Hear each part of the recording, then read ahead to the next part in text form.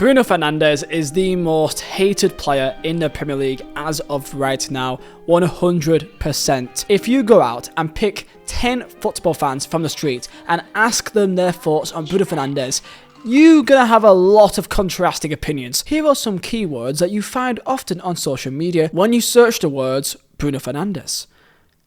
Rat. And that is the end of this segment. So I went to Reddit. Bad idea. He is actually a very good footballer. He is also a whiny crybaby and a cheat. Don't think anyone doubts his abilities. It's more the cry-horsing out of him every single game. Definition of a player who can give it but can't take it. He's a whiny scumbag. And probably the most shortest but straight to the point, world-class footballer. But also a world-class crybaby scum. So in this video, let's dive deep into Bruno Fernandes.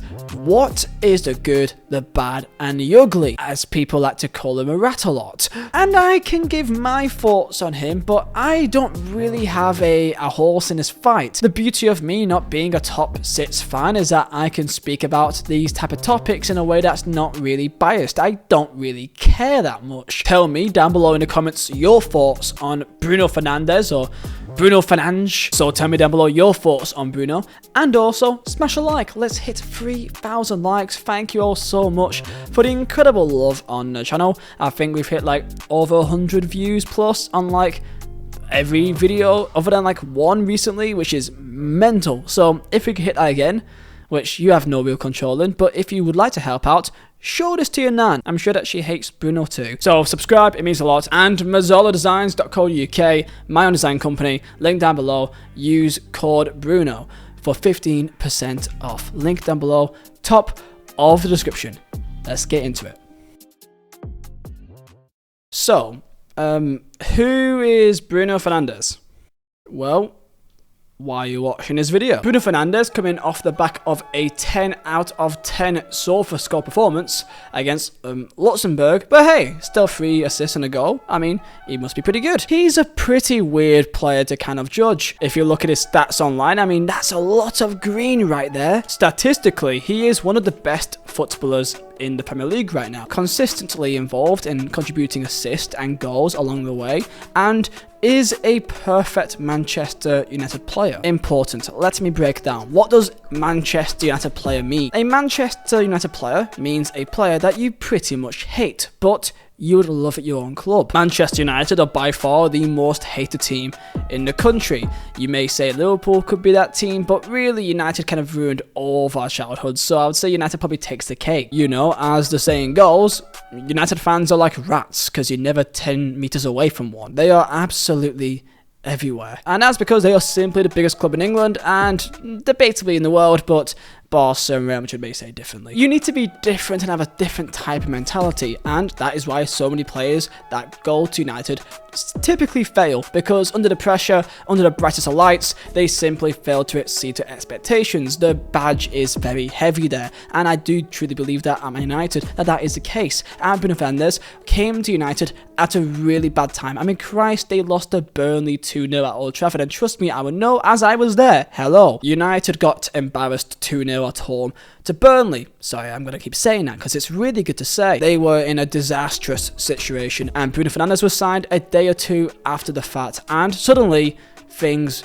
all changed. His impact was so great that he won the Player of the Year award, despite playing half the season, dragging United getting 3rd place in the Premier League and qualifying for the Champions League under Ole Gunnar Solskjaer. How did he do? Well, he did pretty good. He scored 8 goals and provided 7 assists in only 14 Premier League matches, which is, you know, mental, including in all competitions, 12 goals in 22 matches as well. Granted, he was bought for shy of £50 million, but this is almost unheard of. A player coming to Manchester United and having an immediate impact is practically unknown nowadays. Bruno's creativity completely inspired what was a dwindling United team yet again, as despite United only being 5th when Burnley beat them before Bruno came in, they were only 4 points off being 14th. So yeah, they were 5th, but they were 6 points adrift to Chelsea in 4th, and they really went far away from being in a relegation dogfight, as again, they were only 4 points separating United in 5th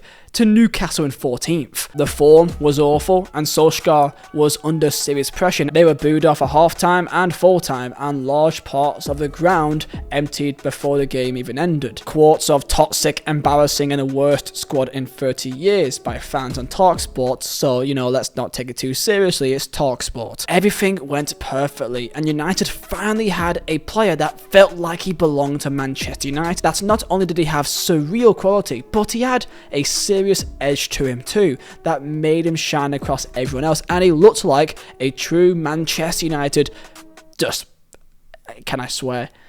Yeah, it's my channel, of course I can. A player that you would despise playing against if you were a rival fan, but you would love to have at your own club. A person that would die for the shirt, doing every dirty tactic under the book if it meant that it won your team the points, won them a free kick, won them a penalty, and he would do everything in his power to do what he had to do for the team. And that, at a team like Manchester United, was perfect, because really they've not had a player like that for many, many years. But then something happened. A certain Portuguese man came in called Cristiano Ronaldo, and things got a little bit interesting. Bruno in his first season, 8 goals and 7 assists. In the next season, 18 goals and 12 assists. Amazing. Then Ronaldo comes in, and United became more of a Cristiano Ronaldo team than a Bruno Fernandes team. And this caused a few debates for better for worse. Ole Gunnar Solskjaer initially played Bruno alongside Paul Pogba as kind of dual number 8s. However, when he played Fernandes as a number 10, that was the best time in his United tenure. By Bruno largely fulfilling his responsibility to the team and performed to reasonable expectation, the side suffered overall. It was a situation where Ronaldo didn't start and suddenly the team played a lot better. Fernandes offering little against the likes of Everton and Newcastle when playing behind Ronaldo. However, when Ronaldo was left out against Tottenham and Chelsea, Fernandes starred yet again. So when comparing when Ronaldo and Bruno played, it did seem like Bruno played a lot better with the likes of a Marcus Rashford than with a Ronaldo. And sometimes that is how football works. Some players make different types of runs and likes passes and plays in different ways. And some different players suits other players' skill sets, and that seems to not be the case with Bruno and Ronaldo in the same way as it was with the likes of Marcus Rashford. Fernandes has a reputation of being quite selfish and quite an individual type of player, and there has been valid critiques of him trying to be a star at times, Hollywood through balls way too often and giving away possession. However, people say that is him simply trying to be creative and not play it safe like so many other players, and to be a player at a top level, you've got to take the risk. And that is something that he definitely tries to do. Unlike his time under Ole Gunnar Solskjaer, he seemed to be a lot more free to do whatever he wished. However, under Ten Hag, it's much more based around a system. This involves positional responsibilities, and at times he's a number 8, sometimes he's a number 10, sometimes he's a runner in behind, and his role in the pitch did sometimes change in that Ronaldo era. And with Ronaldo gone in the 2022-23 season, he had a relatively okay, decent season, but in comparison to 2021, people maybe want a bit more. 8 goals and 8 assists is decent, almost double digits in both sides, but I guess people may expect a bit more because of what he used to have back in his early career at United. And let's get more into the critiques and why some people do not like him, if they are rival fans or even United fans, and that is his lack of big game moments has been one big critique of Bruno Fernandes, that many times in big games he seems to go missing. If it is the FA Cup final last year against Man City, playing against Arsenal, playing in cup finals, a Europa League final, going missing in those games too, that when you compare him to the likes of a Kevin De Bruyne, KDB has a lot more big game moments in comparison to Bruno. As when I go online, I see the United fan base quite split on him when it comes to his real ability, that when the pressure is on, he seems to fold like a deck chair, as what I see online quite a bit, but when there's no pressure, he's the best player in the world, and we can see that against when he plays against the likes of, Luxembourg, Nottingham Forest, he can go play well against them, Leicester at home, he plays very well against them, but Liverpool away, then that could be a problem. With Ole Gunnar Solskjaer, he was the main man, and the team was set up around him, and he was free to do whatever he wished. But under Ten Hag, he has to play to his role and play underneath the manager more structured tactics, and I think that does hinder his creative freedom at time to time. And to go into a more positive comment by a fan saying, Bruno gets a lot of stick sometimes, especially when he's out of form, or when we lose, but I have to say, I absolutely adore the man.